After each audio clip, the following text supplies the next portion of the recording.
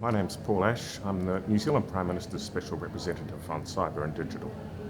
We've known for a long time that the interaction between people and social media platforms can lead to some really harmful outcomes. One of the key things we've been trying to do in New Zealand is bring social media platforms, governments and civil society together to try and work collaboratively on solutions to those, and in particular to think about ways to make it safe for those three constituencies to engage in a comfortable conversation about uncomfortable issues. Well, this week the Christchurch Call is assembled here in New York in the margins of UNGA Leaders Week for its fourth summit meeting of leaders. We brought together civil society, governments and leaders of tech companies for an in-depth conversation about three major issues in the Christchurch Call. The first, how do we respond to crises and keep people safe when the internet is abused by terrorists and violent extremists? Second, how do we think about prevention? That problem of ensuring that the interaction between the social, the economic and cultural context that people live and play in, and the algorithmic processes that online platforms use is a safer process for everyone, that it doesn't lead individuals into radicalization or down rabbit holes of harm. The third thing we looked at in our summit meeting was the question of how the Christchurch Call can remain current. How do we future-proof it as the internet changes into a more immersive environment? How do we think about new gaming environments and the impact on youth in particular?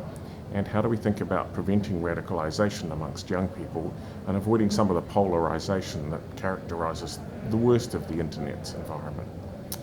Added to that, we also looked at a theme of the problem of gender-based online hate and harassment and abuse.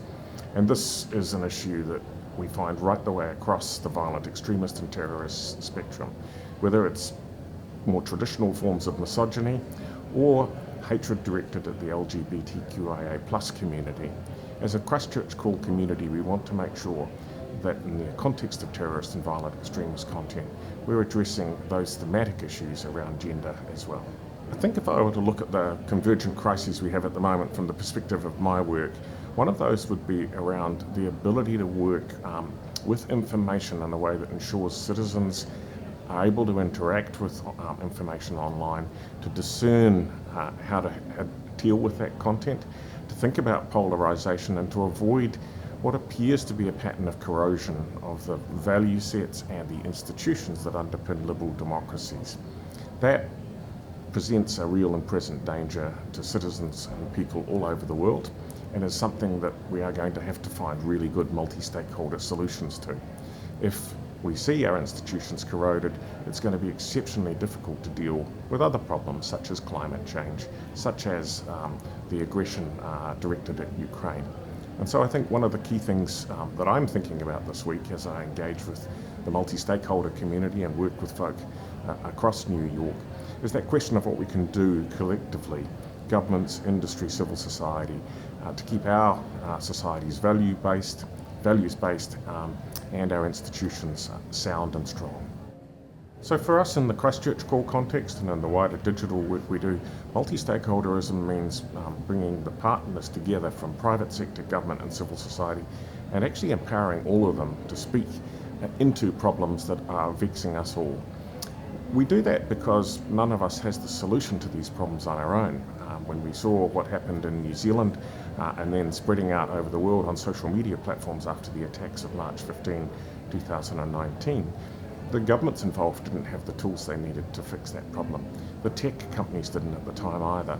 And civil society had a key role to play in actually helping us to understand how best to build solutions and to be accountable for the outcomes.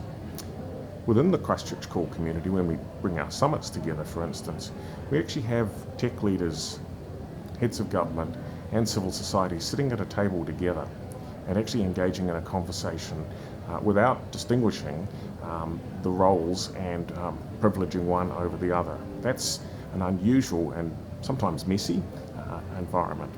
And the thing I'd say about that is it takes real confidence among the individuals around the table to be able to engage with those other sectors.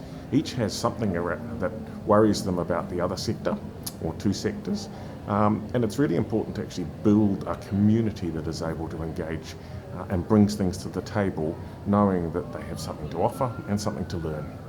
In the technology world, 2030 is still actually a very, very long way away.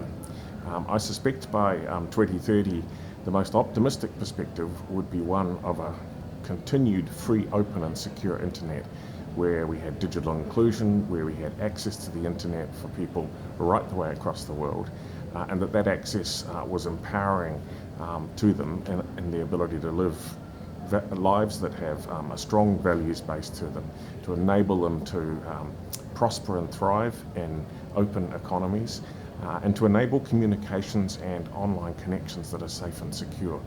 If I think about the types of tools and platforms we'll see in that environment, it's clear we're going to be well down the track into immersive environments, new ways of operating online, and much of that won't be using the sort of two-dimensional models we have now. It'll be either through augmented or extended reality environments. And it's critically important we keep those safe, because the flip side of that positive vision is one where, for instance, surveillance technologies are much more prevalent, where citizens don't have ownership or control of their own data, and where their privacy is not respected. And those are the conditions that would lead to a sharp escalation of online harms.